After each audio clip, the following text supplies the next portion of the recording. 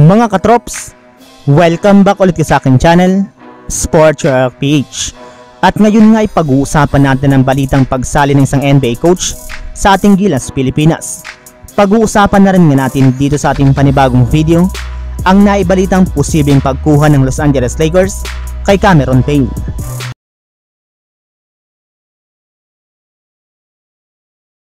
Kahit man nga po mga katrops, seryoso at nakafocus ang ating national team na Gilas Pilipinas sa kanilang mga darating na laro sa Asian Games, ay may lumalabas pa rin nga pong balita ngayon patungkol sa kung paano mapapa-improve ng gusto ang kanilang programa sa mga susunod na taon.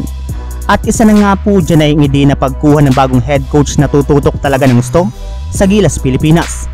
Sa katunayan, may inilabas pa nga pong balita ngayong araw si Sir Homer Sison na mayroon nga na pong isang American coach na meron ng NBA pedigree at malalim na international experience ang gustong humawak sa Gilas Pilipinas bilang kanilang bagong head coach.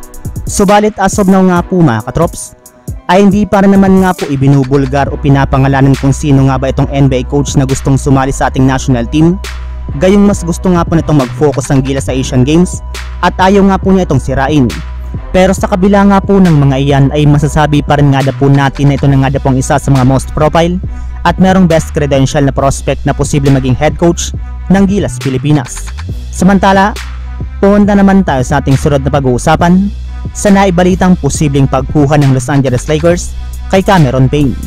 Naibalita na nga po noon mga katrops na ilang linggo pa lamang nga po nakakalipas mula nang makuha ng San Antonio Spurs si Cameron Payne mula sa isang trade, ay tuluyan na nga po nila itong in-wave ngayong araw, kaya magiging isa na nga po itong ganap na restricted free agent ngayong off-season, kung saan isa na nga po siya sa mga pinakamagaling na player na available at pwedeng kunin ngayon ng Los Angeles Lakers. Yes, ayon nga po sa ilang mga NBA analyst, maaari nga na pong kunin ni Rob Pelinka si Cameron Payne kung gusto man nga po nilang magkaroon pa ng isang legit na playmaker.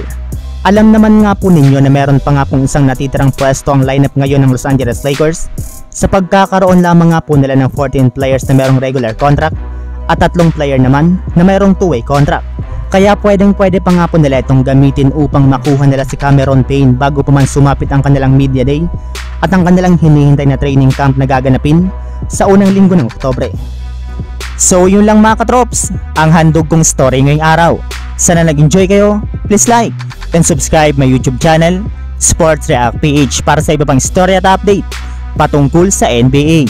Kita-kits muli sa ating susunod na video.